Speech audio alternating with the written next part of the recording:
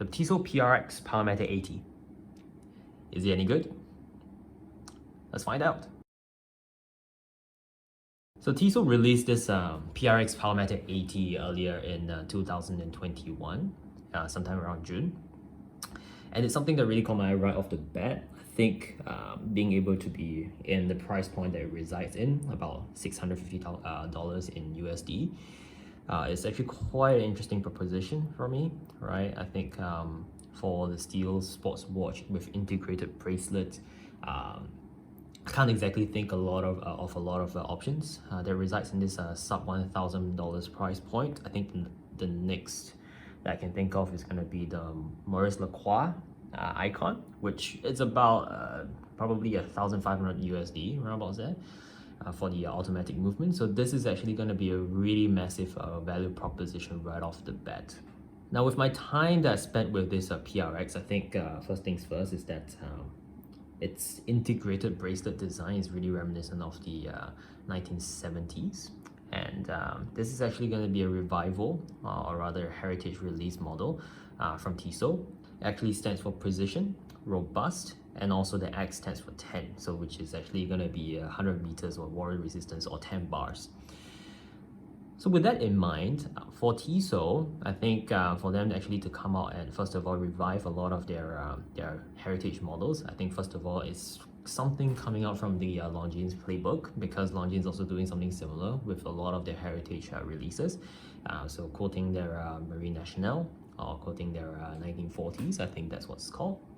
So I'm really quite glad a lot of the these kind of brands with a lot of heritage are embracing their history and embracing a lot of their previous releases. So much so that they are also bringing back a lot of the previous designs. I think that's a really nice touch. And at the same time, for someone with a smaller wrist like myself, I think it's a really interesting time to be a watch enthusiast, because my wrist at about 14.5 cm across diameter, I can't wear a lot of the bigger size watch on the modern day. So I'm looking at Panerai, I'm looking at Hublot. So I can't really wear those watches, and for them to really come out with a lot of these kind of heritage design, I think it's quite a nice touch from those brands. So the case is about 40 millimeters across. It's a tonal shape, I think that's what it's called, with a tapisserie dial. It's got a bit of a sunburst blue effect. I'm not sure whether you can catch it on the camera.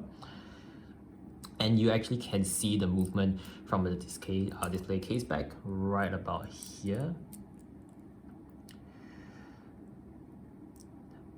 The movement is finished to an okay standard. It's nothing special to write home about. It's got some design, some laser engraving on the rotor weight that says Tissot 1853. That's the year of Tissot's founding. But beyond that, there really isn't a lot to write home about when it comes down to the watch itself on the movement, the display case back. At the same time, the watch is of an integrated bracelet design. So you actually see that from the side, you would see that actually the lugs are tapered down, and there is no gap in between the bracelet. And also there's no gaps when it comes down to the integration between the case and also the bracelet itself. So that is something that is quite popular nowadays, very reminiscent of the Royal Oak, very similar to the Nautilus. And then obviously I think my own personal favorite is going to be the Zenith Defy in titanium. So it's very much of those design language. And I think obviously the design craze really came back, or rather it never really died, but it's definitely in the prominent kind of a spotlight, especially now that the Nautilus and the Royal Oaks of the world, it's trading with crazy amount of fanfare. So this is definitely gonna be, if you're a fan of this design, if you're a fan of the integrated bracelet look, it's definitely something for you to look at a very decent price point. If you want to just have something to play around with on a daily basis.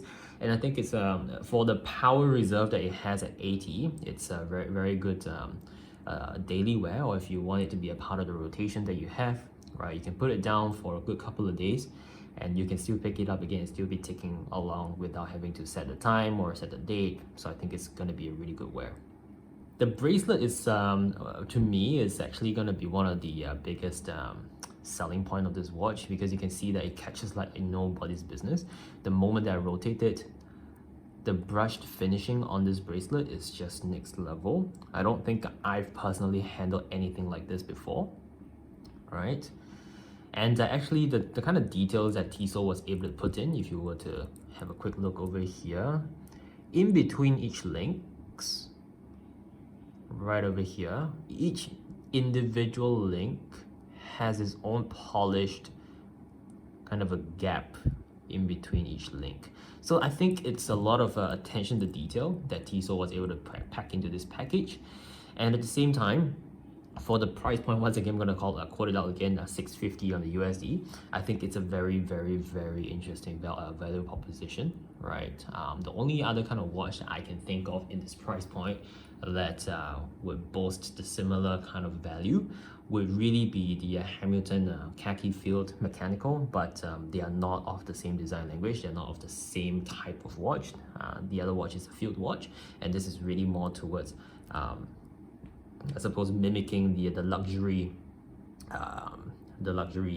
mechanical watch section of the playing field. So moving to the side of the tonal case itself, once again, the finishing of the watch is really just very beautiful. If you're looking for a watch that is finished properly for the price point it resides in, I think this is really, really difficult to beat. You will actually see that there is a bit of a fine beveling on the side of the tonal case. And at the same time, there's a signed crown at 3 o'clock with a very simple T to show that it's from Tissot. The only gripe that I really have about this watch, or rather there's a couple of gripes I have about this watch, is really, first of all, the dial design. It's supposed to be a tapisserie dial, but as you can tell, it only shows up in specific lighting, and also in terms of the sunburst effect. If you were to look onto the website, if you were to look at press release photos, it looks a lot more prominent, but actually I feel that in person it lacks depth. It doesn't particularly stand out as sunburst or tapisserie, so I think that on that point is somewhat disappointing. Now, I don't think it's really Tissot's fault for not being able to bring the level of finishing that Royal Oak has because of just the plain price difference. But I think, in my opinion, the plain sunburst dial from the quartz version, it's actually a lot more attractive as opposed to the one that we have in hand right now for the automatic. So that is just my own opinion. At the same time, the lume is actually quite weak for this watch. So I've tried to look at it under a low light situation, and I can't exactly use the lume particularly because the lume is actually distributed very unevenly, and it doesn't last more than 5 minutes in the dark itself or whatever that it has. The lume, actually lume filling on the hands and also for the hour markers itself, it's actually not very confidence inspiring as well. So even though it's got a 100-meter water resistance, it doesn't have a screw down crown as well, right? You can wind the watch right off the bat like this. It's got a smooth winding action, right? But it doesn't particularly inspire confidence for being able to be something you want to swim with. I think you definitely want to have something with a screw down crown for you to swim the watch. The operation of the watch is once again very simplistic, so you can actually cycle through the date very easily. Just let me try that out. There we go. So you can cycle through the date as a quick set date. You can also easily adjust the time as you will, and that's the whole entire operation of this watch right here. Now, is it something that I'll wear for the daily wear? I don't think so, because while it's relatively lightweight and it's also very thin at around 10 and 10.1 cm, there's a couple of reasons why I won't wear it. First of all, it doesn't particularly shout the kind of watch that I want to wear. Second of all is that because I think there are better options out there as opposed to the PRX at this price point. Once again, I'm looking at Seiko. I am a big fan of their dive watches, right? But if you are very much interested in the looks of an integrated bracelet watch, if it does sit inside the price range that it does at about $650 USD, I do strongly advise you right, to really check it out in AD. And if you don't have an AD around your area and you're interested in understanding how it's going to fit, I think Chrono 24, right, they do have a virtual tryout watch kind of or measurement kind of a thing. So that's definitely for you, something for you to look into as well if they actually do have it. So is the PRX something that I wear on a daily basis? I don't think so, right? After my time spent with this watch about the last 1 month, I'm not particularly impressed by, I think, mostly the dial of the watch itself. And also my wearing experience has been just kind of okay, right? The bracelet is actually pretty well. One of its most alluring feature, because of the way that it catches light, is really just quite bling, if that makes sense. But all in all, it's not something that I feel very much inspired by, right? I think there are better options out there in the world, for example, the Seikos of the world.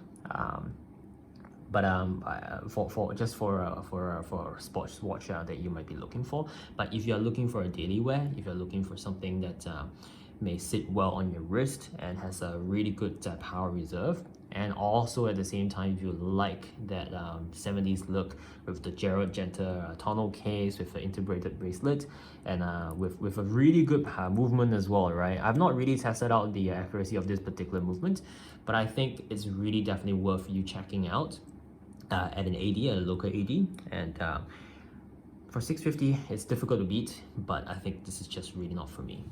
If you like the content that I'm putting out right here for unboxing, and if you like the content I'm putting out for individual watch review, please drop me a like and a share and a subscribe as well. It really means a lot to me. I'm really gonna be able to bring a lot of new content for you guys. I'm definitely looking to do more interesting watches as away from some of the mainstream watches that's around in the world. So please feel free to let me know what you like and what you dislike, and I can try to make that happen. Cheers.